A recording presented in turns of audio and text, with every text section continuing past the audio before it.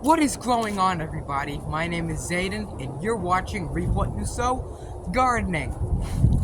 In this video, I'm going to be showing you the best low maintenance plants and telling you, because they don't have them all, but the best low maintenance plants that you should be growing next year.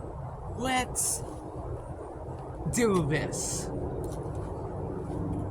The first one is garlic. Who would have knew? Garlic is very low maintenance.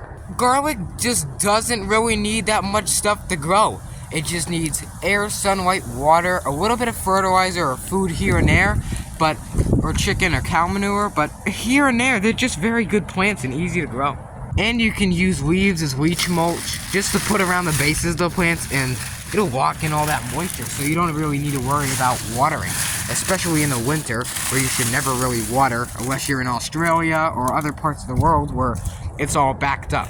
Number 2 is oregano. Who feels like having a nice Italian margarita pizza right now with extra mozzarella and oregano, or even mint? Yum! Or maybe a sausage sandwich with a little bit of sizzled peppers and oregano. Now you're just making me hungry. They're very, very low maintenance to do. They don't really even need that much fertilizer. You just give them a little dose of plant food every couple or even 6 months, and they'll do really good. And this is from my experience. I've never really fed these, only 2 times. And this plant is from last year. This is still growing good. This is just a dead growth. It'll come back like a wildfire next year, so be careful when you're growing this, because this will come back like a wildfire. The same thing for mint. So if you got mint and you think that you tilled the raised bed up for the winter, it'll probably come back from the roots. So also don't be discouraged, it'll come back, because oregano is in a mint family and it's very easy to propagate from cuttings. Not seeds, but cuttings is the best way. I have a whole video on propagating these little things from cuttings. If you're interested, you may have to search through the channel a little long, maybe like 10 minutes to find the video, because it's an old video. So if you want to know how to grow these things from cuttings, I highly recommend doing it. Number 3, blackberry.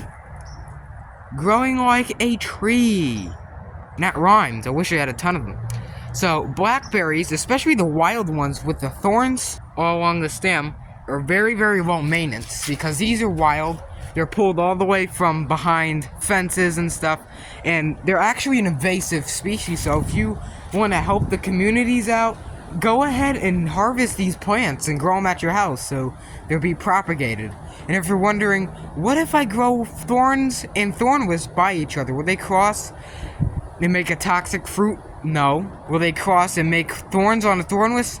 No. It is bred out of the plant, so you don't have to worry a bit about these things. But I do have them all the way on the other side, right here, and the thornwisps are all the way over there by the greenhouse. So they're very spaced out, unless the bees want to take pollen from these to there. Also, they're very, very ornamental plants. They have beautiful flowers, like huge versions of the strawberry flowers, because they're in the peaches, plums, nectarines, apricots, apples, pears, strawberries, puats family, and even raspberries and boysenberries. Boysen, not poison. So keep that in mind. They don't really need as much fertilizer as all the other ones, but if you want to put some cow manure, deer manure, any really manure, or even the nice straight black compost that you made at home, it's very, very beneficial for the crops, and it'll make them grow way better too. Just sprinkle a little healthy dosage of the compost around a favorite crop of blackberries, and they'll do pretty good. But however, they really do need to be pruned back. So if you want to prune these old canes off, because the fruit will be produced on the new stuff, just like grapevines, which I guess they're in the same topic, but not in the same family, they'll have to be pruned each year. So unless you want to prune them, which is as much maintenance that you really need to do, it's pretty much just self-centered. It's pretty easy to do. Number 4, which doesn't need any pruning at all, ever, unless you want to prune that tree to make it a specific shape or just sculpture, it's definitely figs. Not the fiddle leaf fig because those fruits are toxic, but figs are very nice because they're in the mulberry family. If you don't know the history of mulberries with me, first I hated them, and now I love them because they're sweet when you pick them ripe. So they're in a jackfruit and mulberry family. So figs come from the Mediterranean, like Israel, Jerusalem, Egypt, where it gets freezing cold at night and burning hot, and vice versa. The same stuff for here, but right now it just gets freezing. It gets warm and freezing cold.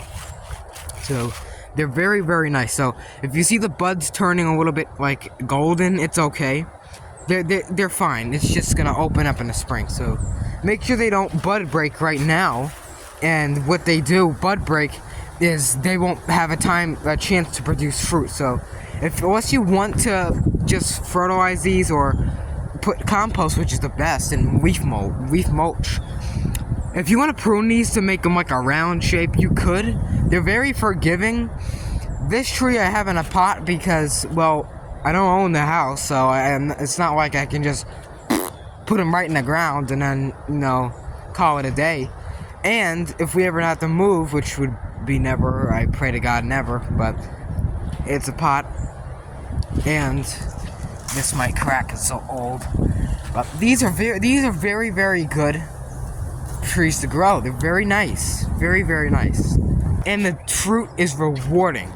Very, very heavy producers. So if you want to grow figs or whatever, and they're very, very good.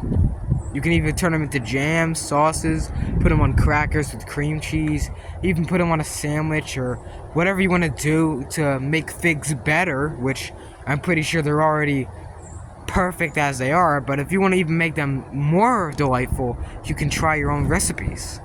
Last but not least, number 5, and I have to yell because you can see it's pretty windy here. So, number 5 is thornless blackberries. These blackberries we got last year. They made a couple berries here and there, but it was because I did not prune the old canes off, which you have to do every year. So if you want to prune those old canes off, you're going to get more of a harvest. So the more you prune, the more you harvest, the more you'll get. It's real. It's not just the old wives' tale saying. It's actually pretty true. You see, blackberries grow really nice, and they kind of grow like a tree and an ivy plant. You can also get them very, very dangerously confused with poison ivy, and you can think that they're poison ivy and cut them out of the ground, and you'll never have blackberries. But just don't dig them up, okay? Never dig them up. They're not in the poison ivy family. Also, I hate to break it to you, but mangoes, pistachios, and cashews are in the poison ivy family. I hate to ruin your life for you, but it's true. But these have no thorns, so it's basically just a godsend to prune these because it's pretty easy. And like the thorns, you gotta watch out. Oh, there's thorn here. Oh, there's thorn here. Oh, I'm gonna have to go to a hospital because I got sliced up here. Oh, there's thorn here. It's very easy to grow. So if you want a thornless variety, either get the Freedom Blackberries from Haas Tools. Not a sponsor, but if you want to sponsor me, do it. If you want to get thornless blackberry varieties, go ahead and do it. Don't really put them in, if you're in a deep south or whatever, California, stuff where it gets hot and there's ants, don't put them in pots outside because they'll really get ants unless you gotta water them really good. So if you don't water them, they'll get ants and they'll crawl on you and bite you, and you'll go to a hospital and possibly the morgue. So yeah, so if you want to grow these things, they're very beneficial and easy to grow at home. So if you're looking to grow these fun things at home for low maintenance, that's what you can do. If you enjoyed this video, if you learned anything from this video, hit the subscribe button below. It's free, I swear. Thank you for watching the video, and I'll see you guys in the next video. Possibly next year, the first day. I don't think the New Year's Day, because I'm going to do a live stream with friends, so possibly New Year's Day, as in when it's light outside and not like 12 in the morning. So yeah, I'll see you next time.